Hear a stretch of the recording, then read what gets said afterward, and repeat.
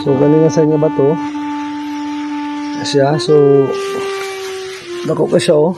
So siya og adlaw. Diamond Ang sa taas niya, sumpay niya diamond. So diamond ang iyang drawing.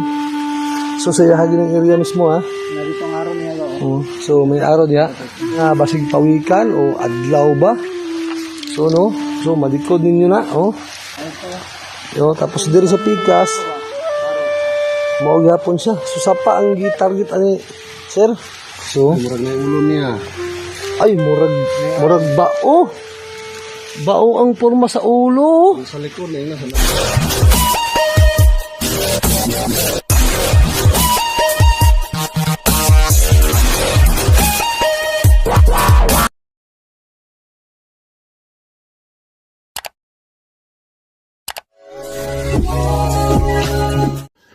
Magandang araw po sa inyong lahat, Luzon, Visayas, Mindanao. Maayong adlaw kaninyong tanan. Naimbag na aldaw kada kayo amin. Assalamualaikum warahmatullahi ta'ala wabarakatuh. Nandito na naman po tayo sa isa na naman po nakakamanghang video ng Yamashita Treasure Hunting. No? Ito po ay tuklas ng ating kababayang treasure hunter mula po sa kabundukan ng Mindanao at kanya pong ipinadala ito sa atin, na-share sa atin upang humingi siya ng tulong sa atin kung ano nga ba ang kahulugan nitong mga marker, sign, mga bato po na ginawang palatandaan ng mga Japanese Imperial Army sa kanila pong itinagong kayamanan sa kabundukan. Hindi lang po sa kabundukan ng Mindanao, no? Ito po ay matatagpuan sa iba't ibang lugar sa buong bansang Pilipinas. Mapaluson man ito Visayas o Mindanao ay napakarami pong mga sikretong kayamanan at ginawang mga markers itong mga batong ito na halatang inukit sa mga kamay. Halatang ginawa po ito ng mga kamay ng tao. Walang iba po ang mga Japanese Imperial Army na kung saan bihasa po sa paggawa ng mga bato. At kanila pong pinapalambot yung mga batong yan, ginagawa nila na palatandaan, ginagawa nila ng mga itsura, no? Animal characters, may mga design na halatang kamay talaga ang yumari, hindi natural. Yan po ay mga man-made na gawa po ng mga Japanese Imperial Army sa kabundukan po ng Pilipinas. So, kanya pong hinihingi ang kahulugan nitong mga markers na ito, sign, kung ano po ang mga ibig sabihin nito. Atin pong babasahin itong mga nakaukit sa katawan niya, yung mga nakadesign para maintindihan niya ng lubos at magkaroon tayo ng idea, no? Para matuklasan natin ang itinagong kayamanan ng mga Japanese Imperial Army. So sa atin pong makikita, ito po ay parang malaking araw. Yan po ay glittering of diamond. Yan po ay nakalagay sa treasure map, treasure code ng mga Japanese Imperial Army. At pag sinabing glitterings of diamond, yan po ay nangangahulugang may diamond deposit. Mayroon pong nakatagong diamond sa lugar po kung saan yan naroon. No? At hindi na po lalayo dyan. Yan po ay ating titingnan kung ano po ang mga ibig sabihin pa. Yung diamond na yan, diamond na kurti na yan ay, yan po ay design ng content na mayroong itinagong ganyan sa area na yan. At yung mga kanji letters na nakadesign sa gilid ay may mga ibig sabihin din yan. May mga makikita tayong litra ng mga Japanese treasure code na nagga-guide kung ano po ang ibig sabihin yan, kung saan naroon ang itinagong kayamanan ng mga Japanese. So sa makikita natin, pansinin natin maigi yan, diamonds, yung nakaukit sa bato, nakadesign sa bato, at yung likod niya parang turtle na nakadapa. At may itsura siya na parang may ulo, no? Na nakatingin doon sa ilog or sapa. Posibleng mayroon pa doong isang treasure at yung ulo na yan ay nagsasabing ginto yan sapagkat diamond yung nakadesign sa kanyang katawan. Posibleng nandyan lamang ang diamond kung saan siya naroon. Posibleng ito ay giveaway, yung diamond na nandyan, at yung tinuturo niya doon sa ilog, yun po yung gold deposit. So ang kahulugan po ng disenyong ito ay object under. Means nasa ilalim, no? Nakabaon, object under. Yung disenyo po, makikita natin yung design ng ulo ay may carve na nakataob, na parang letter C na nakataob, at mayroong bilog doon, Yamashita Treasure under sign. Ibig sabihin nandyan sa ilalim ng pagong na yan, no? Yamashita Treasure under. Yun ang ibig sabihin nun. Yung design po ng ulo ay mayroon siyang mga carvings na kaparehas din ito. Yan ay treasure under. Sa ilalim nitong pagong na ito ay may tinutukoy siyang object, bagay, ibig sabihin kayamanan, at tinuro niya ay glitterings of diamond. Maaring nasa ilalim niyan, dinaganan niyan, ay may mga batong nakapaloob sa bato na mga mamahaling uri ng bato, no, diamonds. So yung kanji letter na yan po ay down below.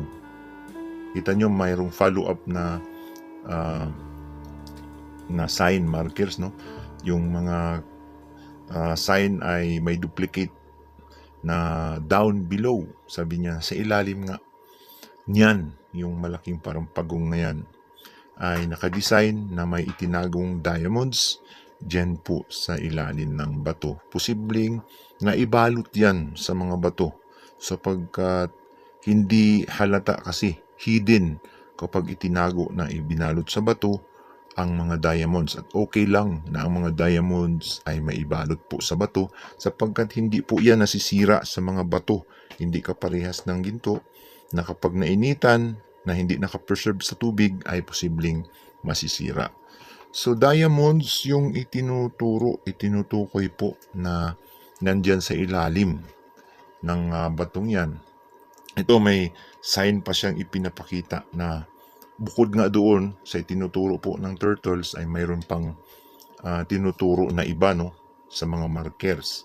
Yang sign po na yan ay nasa code ng Hapon at sinasabing treasure in spring water. Ibig sabihin, nasa, alam nyo yung spring water, yan po yung mga ubog, no, tubod sa Bisaya.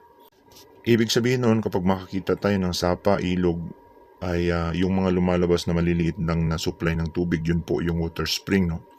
So itong sign na ito ay treasure deposit on creek on water spring.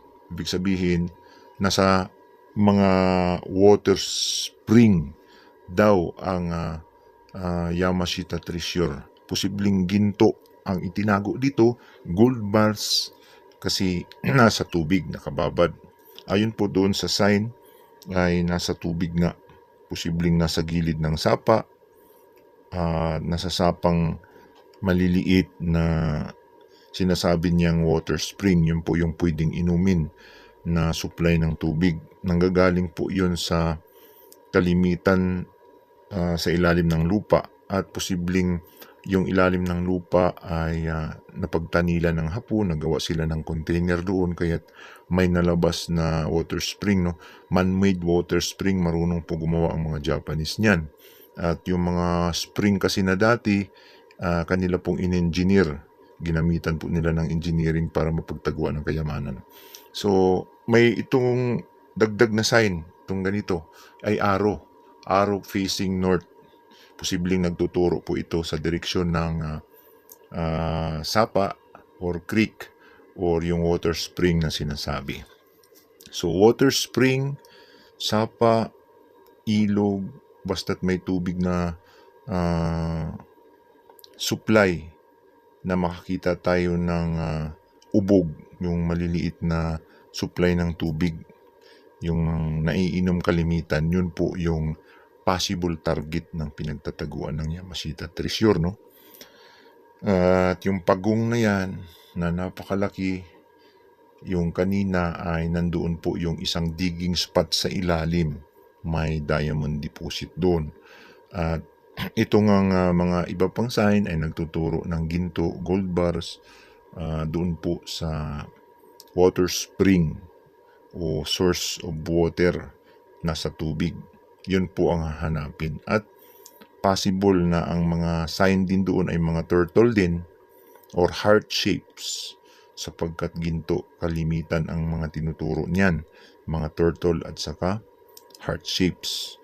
So doon na hahanapin yan sa malapit sa ilog or malapit sa water spring.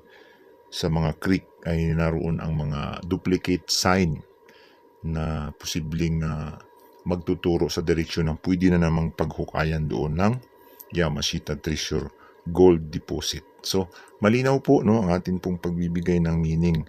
Sana po ay may natutunan po tayo dito po sa atin pong naibahagi sa inyo sa araw po na ito. Bago po tayo magtapos, nais po natin magpapasalamat sa lahat po ng ating mga tagapanood, no? Subscriber man o hindi subscriber, o basher man o hindi basher, ay nagpapasalamat po tayo sa patuloy po ninyong pagsuporta, panonood po sa aking mga video. At sa lahat po ng mga magagaling, marurunong, inanyayahan ko po kayo mag-comment sa ibaba para po makatulong sa ating ka-treasure hunter tungkol po sa paghahanap ng kayamanan ng mga Japanese Imperial Army. Hanggang dito na lamang po. Sana po ay nag-enjoy kayo. Ito po ang inyong ka-treasure hunter nagsasabing kapag naghahanap tayo po ay makakahanap. So, galing sa inyo ba to? Siya, so, dako ka siya, oh. So, kung siya, og adlaw. Adlaw siya. Tapos, Diamond ang sa taas niya, ang sumpay niya, diamond. So, diamond ang iyang drawing. Tapos, padulong diri, padulong na, sapa ni mo, sang tirahon na ni. Sapa ni. Mahina lang dito sa video.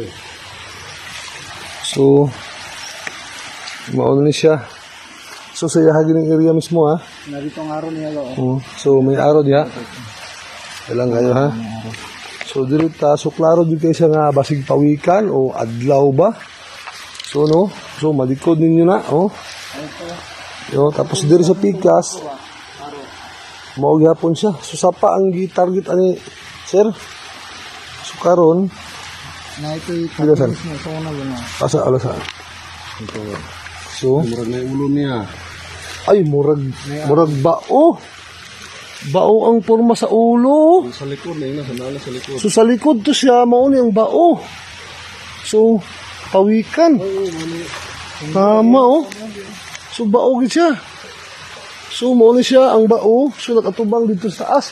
Boss, imo pa itong area dito? So, dito ang nakatubang sa taas ang iyang ulo. So, guys, oh. So, kung dili sa salpa, katong bato nga dako dito sa tubangan. So, guys, oh. So, mauna ni siya ang big bunker, guys. So, basig pwede na ito sa kalutan sa ilalom, no? O hindi sa lubot niya. No, sa lubot o sa iyang dughan na ito ikalot sa ilalom. Kay bao gid siya, bisag kung saan anong pastada. So, bao or pawikan, no? Ano siya, oh? Oh, parang bao or pawikan. Oo. So, nangitlog siya. So, ibig sabihin, pwede ta mo digging diri sa ilalom, no? So, diri ta digging. Diri sa kilid. Di, Tris. Sa Tris ta. 357 ta. Oh. So, nangitlog siya. So, kung diri ta sa layo, diri ta sa ibabaw, guys, ha? Murag sa nag-up. Ya, kanato ara yung ulo. Murag nag-up. Murag sa nangitlog nga. So, mo siya nagbuna, no? Nagbuna siya, nangitlog, oh. Pag sa itlog, murag nag-iri ba? Nag-iri. So, yung mata, klaro kayo, oh. Murag nag-iri siya. So, sa makadikod, so, no? Kasi yung ulo. Lagi mata, gibutangan, yung mata, oh. Grabe ka, bright sa hapon, guys. So, ang istorya dire nagkuha ng mga hapon sa una, nagpuyo, dire sa Balot Island, oh. Dire nagpuyo, tapos and then, dire doon lang kayo sa kuan, bye-bye, doon po sa kuan. Doon po ni siya sa sapa. So, 12 kilometers sa dagat, hindi. 2 kilometers sa dagat, oh. Isa guys, oh. So, pakilikod.